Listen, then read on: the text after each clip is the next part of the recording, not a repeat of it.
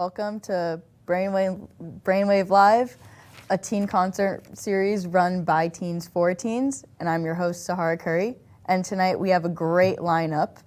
And to start, we have Michael, a 17-year-old artist from Brookline.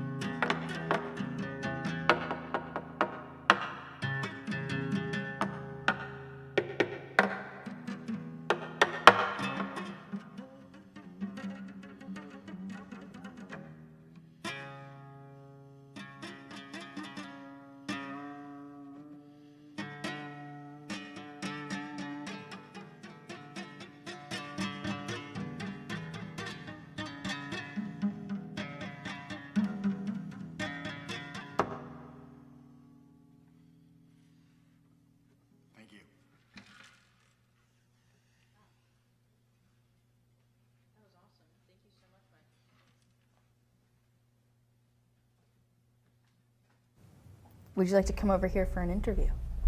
Sorry about that. No, that was no worries. So, obviously, you're very experimental. So, what inspired you to experiment with music materials? Well, the first question I really ask when I hear that question is, what non-instrument can I make into an instrument? Like, even the most, absurd idea, like, in SpongeBob, Patrick asks if mayonnaise is an instrument. I ask, why can't mayonnaise be an instrument? Great. That's essentially, just be as experimental, as creative as you possibly can with this idea that you have. That's really awesome. That's a really great SpongeBob. That's awesome. So I know that you book shows for noise artists. So what is that process like? How's that for you? It is really, well, I can't really speak on how it was like to book shows before COVID because I was too young to really get involved in booking shows. But after COVID, it's been really stressful. Really? Because everyone has their own feelings about whether it's safe to perform with 45% of the country not vaccinated or whatever. Yeah. But also it's just people need to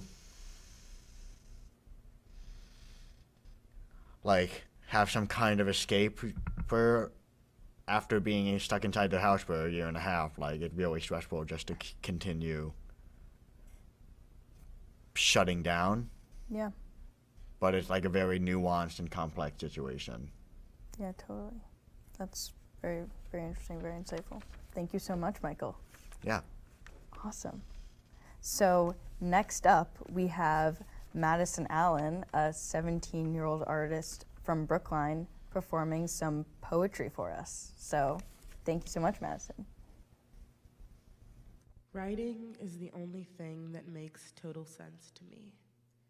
My pen is never full from scribing broken words onto paper, nor my heart from the immense gratitude I feel from my listeners.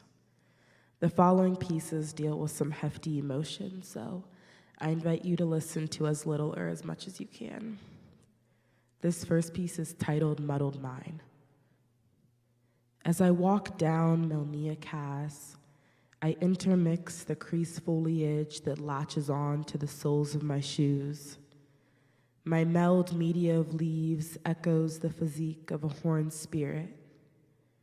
I search for your traces amongst the abiding rainfall, but your hand begging to grasp mine peers through ever so slightly. Every time I watch the sun digest luminescence and regurgitate the moon, I see the peeling of my skin allotted onto yours, and the litter of monsters birthed in plasma rapidly move enraged at life. I see the publication of my cloaked embers on any reflector escorted by your body in flames. A distinct breath whispers into my ear that addiction is both a boon and a bane. My body gently becomes paralyzed, and then I couldn't tell you if I was sitting or standing anymore. This next piece is titled 2:36 a.m. My eyes breed with the grandfather clock above my bureau, and my fingers chorevow the fright of a yawn. My mind pivots from left to right, always changing its whereabouts.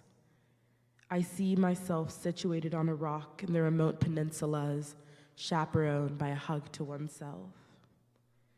My face transports to my pillow and joins the deluge of those akin to me.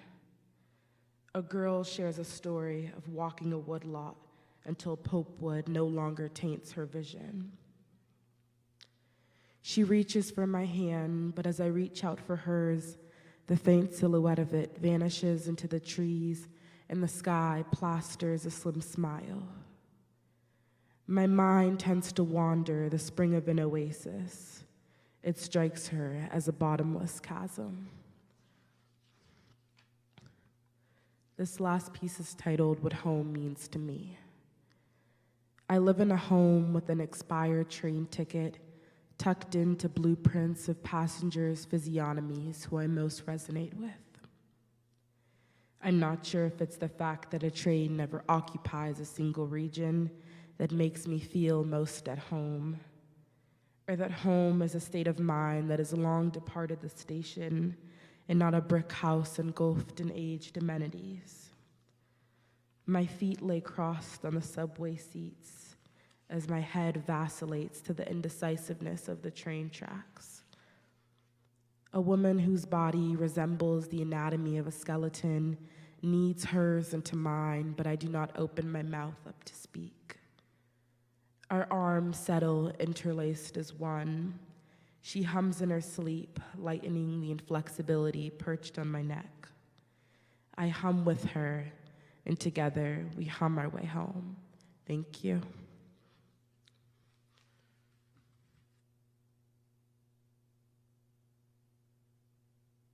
I'm over here for an interview. Yes, I would love to. Awesome. Wow, that was beautiful. Thank you. Yeah. So, like, do you have any, like, inspirations for your work? Because clearly you're very talented. Thank you. For sure. I would say it's a multitude of multimedia inspirations. It can be something as minute as a song lyric or a piece of artwork in a museum or an observation of somebody on the street that can spark an inspiration for a piece or an entire collection for that matter. I actually have a shelf in my bedroom that is dedicated just to poetry readings. Awesome. I try to read one each morning, which sparks a lot of inspiration.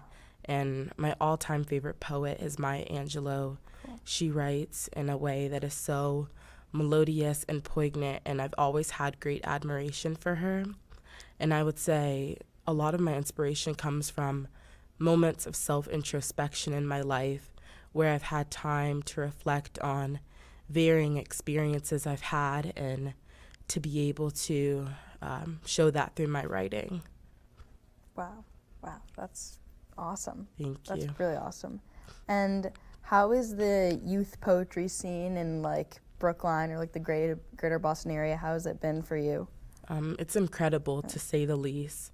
I think that working with fellow youth poets is such an interpersonal and genuine and raw and rich experience because our young minds are brimming with so much creativity and authenticity and individuality. And what we bring to the table is things that I've never seen before. It's one that I wouldn't trade for anything in the world, and one that I am so very grateful for. I've made some of my best friendships, and not just literary friendships, but friendships in general with fellow youth poets. And they're people that I love so very deeply, and just an incredible community to be a part of. That's spectacular. That's spectacular. And then, like, one last thing is, how did you, like, originally get into poetry? Like, what sparked that, like, love for you? All right. I would say since early childhood, I can remember scribing imaginative stories onto pages intended for coloring and always writing above the word count in elementary school. My teachers would always ask me to stop writing so much, and I couldn't. And one particular moment, I remember my mom, she told me about an oratorical contest, and I was like, I'm down to participate. That sounds awesome. I ended up winning, and in that moment, it wasn't the win for me that made me so proud of myself, but it was the feeling that I felt, and that was that I touched the hearts of caring humans that were broken, depleted humans, just whoever it may be. I knew that writing poetry was one of my purposes in life, and I knew that that was a purpose that I immediately wanted to pursue. So I began journaling and turning those entries into prose and poetry and joining literary groups and fellowships, and just these days I can't seem to leave my pen and paper alone. Wow. Well, thank you so much for sharing your gift with Thank us. you. This has been Thank you, such a Sarah. treat. Thank Thank you so much. Wow. That was awesome. And then next up, we have a 17-year-old comedian who happened to be the video for Brainwave, and he's going to be doing a video for us today. So. Hey guys, I'm JDP, and I've never played an instrument before.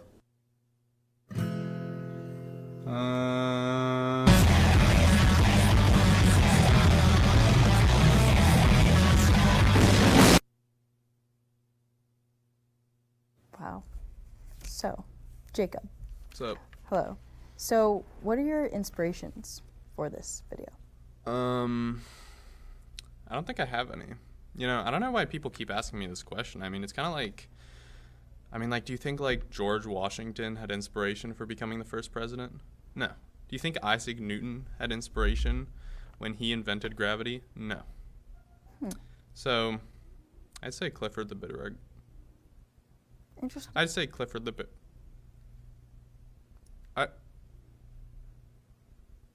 I'd say I don't have any. Interesting. Wow. So honestly, I've noticed you're really tall. You're pretty tall, Yeah, I know. Jacob. Yeah. So what got you into comedy? Well, I was born with a disease. Really? I think it's called photosynthesis. What is that?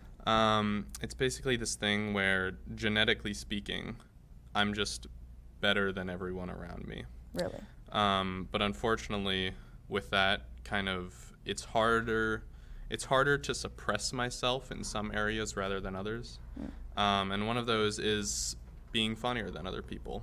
And of course being tall and handsome and so charismatic and just having a beautiful smile. But I can see all those things, yes. Yeah, I do my best to try and lower myself a little bit because I think it's kind of unfair if I don't give others a chance. Every day I just have women coming up to my house and knocking on the door and asking, Jacob, art thou there? Wow. So Wow. That's intense. yeah, it's kind of hard, but Yeah, I don't do know my how best. I don't know how you deal with all that. Yeah, Wow. I don't. And I have a burning question, really. Do you have any specific experiences with the Netherlands? No. No? No. None at all? No. Any? Not any? No. Really? No. You sure? Cut it out. Really? No. Okay. So I guess I have one last question. No. No? All right. No. I have one last question. Okay. How do you implement comedy in other parts of your life? Or do you at all? Well, let me tell you a story. One time, when I was really little. No. Do it. One time, when I was really little, I was running around in the playground with a friend. This is a true story, by the way. I was running around, and at one point I slip, and I fall, and I go, "What the heck? I fell!" So, what's my first instinct? My first instinct is to look up at the sky. And so I'm there looking up at the sky, and my friend comes over to me, and he looks over down at me, and he goes, "Are you okay?" And at which point I go, "Yeah." So you know what I do after that? I walk home, and I go to my house. Yeah. And I go inside, and I walk up the stairs, and I take off my shoes, and then I look at my ankle, and I see my ankle is red and swollen. Wow. And so I go to my dad, and I go, "Oh, Papa, what has happened to my ankle?" And he goes, "You stupid boy, you have an infection." And so that's how I got my first injury. Wow. That was awesome. That was a really interesting story. It really wasn't. I thought it was great. I really know. thought it was great. You know what? Thank you, Jacob. Thank You're you. welcome. Thank you so much for interviewing. Yeah, well, I'd say this was a waste of my time, but that would be putting it lightly. Well, I'm sorry about that. I'm not. All right. Well, thank you, Jacob. Can I have a high five? Would you like one? No. Ugh, fine. Are we done? If you want to Can be. I leave? If you want to. Well, I want to. All right. Can I take the chair? I'm gonna say we're gonna have to leave the chair. I'm sorry. Yeah, well, I wanted to leave the chair anyway. Okay. Oh, shit. Hey, yo, my bad. Thank you so much, Jacob. All right. Well, next up we have Reese, a 17-year-old from Brookline, with an interview first. Hi. How are you?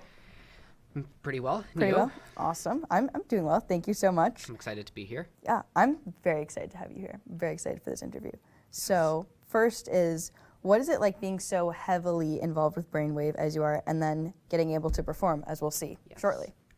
It's really strange because I've been working on this project for months, and I've seen it from the original concept phase, and I've seen every sort of part of the behind-the-scenes thing, and now I get to experience the one thing that I didn't expect to be able to do with my time here. So it's really nice.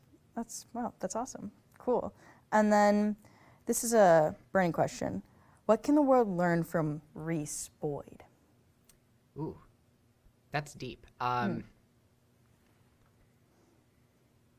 Well, there are the practical things that people could learn. I've done a lot of work as an audio engineer, and I do love teaching those skills to That's people. And maybe as a musician. But really, I think people could learn from my coffee addiction. Don't drink coffee, people. Except do. It's lovely. I love coffee. Yeah, coffee's great. Coffee's Yes. great. I'm a Really is. tea person, but I love a good. I love it. See, I can't do tea. Can't do the tea? No. Really? Wow. Never could. Well, that's not true. I used to be able to. And I do sometimes when I'm going to sing. but Yeah. Yeah, it's good for the throat. Good for the Yeah. throat. Yeah. And then one last question. Do you have any musical inspirations at all? If you could answer this Ooh. one. If you don't want to. But Well, I could say could. a lot of bands, and a lot of artists that would not be apparent from what I'm about to play here, just because I dabble in a lot of genres of music. My current favorites are within the progressive metal scene, but Cool. tonight I'm going to play something a bit more acoustic, a bit more suited to this awesome. environment. Awesome. Well, I'm really excited to see what you have in store for us. Thank you. I'm excited to play it. Yes, awesome. You ready? I'm ready. I'm more than ready.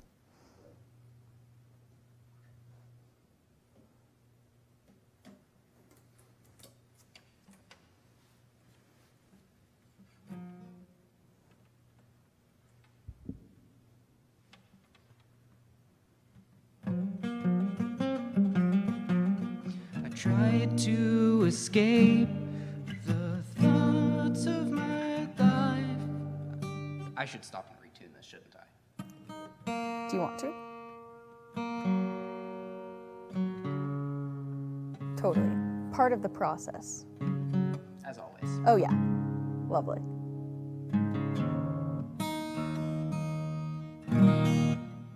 That's better. Perfect. Lovely. This is all part of Exactly. the live experience. Exactly. This is Brainwave Live. Yep. Yes, it is. It is Yes. live. Yes. I tried to escape the thoughts of my life. The world disintegrates. Hardly aware of myself, of ourselves. Not immune to the age of the day.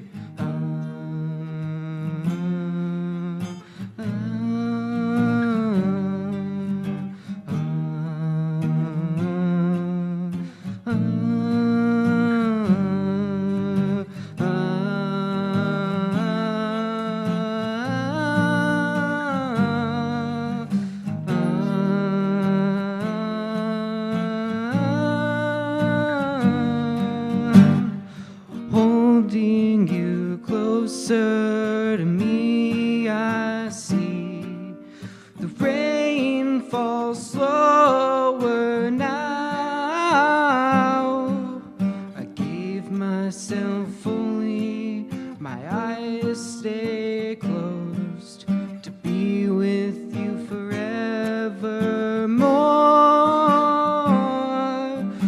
Pulled out to sea by the power of you, relief from the torment of living life in oppressive times. The world stuck in an endless night. Holding you closer to me, I see the rain falls slower now. I give myself fully, my eyes stay